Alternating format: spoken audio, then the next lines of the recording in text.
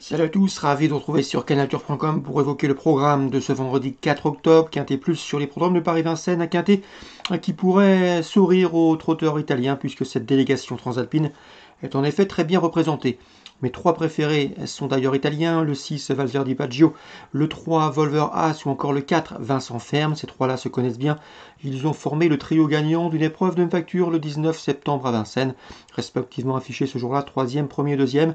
Je pense que Valverde Baggio, placé depuis cet été sous la férule de Jean-Michel Bazir, doit pouvoir s'imposer. Donc le 6, le 3, le 4, mes trois préférés. On le reposera le numéro 14, Éclair du Mirel, un cheval qui fait face à un bel engagement, qui a fait le plein de confiance, qui s'est bien comporté cet été à Anguin. Il sera déféré les quatre pieds, contrairement à sa dernière course à la Capelle. L'engagement est très bon, c'est a priori la meilleure chance française. Le 8, Edzi Mazza, vient de prouver sa forme en se classant 3e à Vincennes, on garde. On se méfiera également des transalpins que sont le 7, Venvien Fonte, qui vient de prouver sa forme à Naples et qui a déjà bien fait à Vincennes. Il a couru à 5 reprises dans le Temple du Trot. Le 5, c'est Valderanco et le 10, c'est Vickers Check SM qui ont certes échoué dans la course révérence du 19 septembre à Vincennes, s'y classant 9e et 12e. Mais attention, ils valent mieux à mon avis que ne l'indiquent ces classements bruts, mais il faut donc s'en méfier pour l'octroi des places à Bellecote. Résumé chiffré 6, 3, 4, des bases a priori solides. Derrière le 14, le 8, le 7, le 5 et le 10. Dans la première, le 111, Jerry Mom, bien connu à ce niveau, s'annonce redoutable. Il devrait une nouvelle fois s'expliquer avec le 112 Cocktail Juno, qui vient de le devancer à l'occasion du Prix de Provence, un groupe 3 disputé fin août, ou encore le 106 Alinéa. S'il est sage, il peut les accompagner. 111, 112, 106. Dans la deuxième, j'aime beaucoup le 215 Delmonica. Anthony Mudebled est confiant. Sa jument est au mieux, elle vient de s'imposer en force à Anguin. Elle aime animer les courses, elle aime aller de l'avant, elle est au mieux. Et à mon avis, à ce petit jeu-là, profitant de sa forme, elle devrait une nouvelle fois se mettre en dividence. Le 215 Delmonica.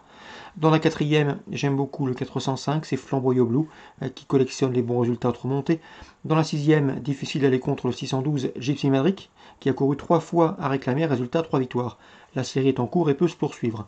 Le 711, Chef du Trésor, est un cheval en forme. Il vient de s'imposer autre montée au Sable d'Olonne. Dans cette course pour jockey amateur, il doit pouvoir confirmer, d'autant qu'il est confié à une cavalière des plus émérites. On lui associera le 710, Diva Fatale, qui vient de prouver sa forme sur les programmes de Rouen-Mocanchi. On résume tout ça pour Vincennes. 111, 112, 106, 215, 405, 612, 711 et 710. Concernant la Réunion 2, dans la première, le 101, Ramez me semble trouver un lot à sa portée. Ce 2 ans doit pouvoir en profiter. Alain Couetil également confiant que le 301 Coran. Le cheval a gagné avec de la marge dernièrement à Saint-Malo. C'était fin août. Le cheval doit pouvoir confirmer dans ce lot. C'est un 3 ans qui avance. Je lui associerai toutefois le 303 Galet d'Oudéry. Je sais qu'Armel Leclerc l'aime bien. C'est un cheval qui a gagné en débutant à Sablé-sur-Sarthe. Une bonne victoire. Un cheval encore un peu vert, assez lourd, qui a patienté le jour de ses débuts avant de bien finir et s'imposer plaisamment. Le cheval devrait pouvoir confirmer, à mon avis. Il devrait terminer premier ou deuxième. C'est la principale opposition. 301, 303 pour d'éventuels jumelés ordre ou 303, 301. À mon avis, ces deux-là doivent pouvoir former le couplet ordre de cette course. Sachez que Galet du Derry ensuite devrait être vendu outre-Manche. Pour le trio, pourquoi pas tenter le 305 Galco qui a couru honorablement 5e en débutant à Fontainebleau dans un lot somme toute assez bien composé. 301, 303, 305. La 7e, le 711 Fort Calin, est un cheval qu'il faut suivre, un cheval qui était estimé l'an dernier en plat. Il est présenté par Fabrice Fouché, il a été dressé sur ce obstacle, il s'y prend bien. Et pour ses débuts ici sur les haies nantaises, il pourrait frapper fort d'entrée de jeu, attention à lui, c'est un élément de classe. 711 Fort Calin. Saint-Cloud Réunion 4, belle réunion. Dans la première, le 102, Gift me plaît beaucoup. Cette pouliche se plaît à Saint-Cloud, elle a déjà gagné sur cette piste. Elle apprécie les pistes bien assouplies, à mon avis. Elle constitue la principale opposante à la favorite, le 105. C'est Regal et Lily, qui est présenté par Charlie Appleby et qui effectue une rentrée. Dans le prix Thomas Brion, une épreuve de groupe 3, difficile d'aller contre le 504 Royal Crusade qui possède de bonnes lignes en Angleterre. Et ce 2 ans effectue le déplacement avec des ambitions. Concernant la Réunion 5 à Laval, le 317 Elliott de Sim mérite crédit, un cheval qui revient sous la selle. Il a couru 2 fois dans la discipline, résultat 2 places de deuxième en début d'année. C'est une course visée, il sera déféré des postérieurs pour cet objectif. Sa chance est prépondérante. C'est le 317 Elliott de Sim.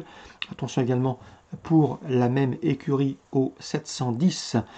Dans cette épreuve, c'est Fontania de Viette qui, en 4 courses courues autres montées, n'a jamais connu la défaite. Elle a également couru à l'attelé, mais en étant battue. Ici, à mon avis, elle semble en mesure de préserver son invincibilité au trot monté. C'est le 710 Fontania de Viette, associé à son compagnon d'entraînement, le 317 Elliott de Sim. Voilà pour les infos de ce vendredi 4 octobre. Bonjour à tous, rendez-vous demain pour un nouveau programme.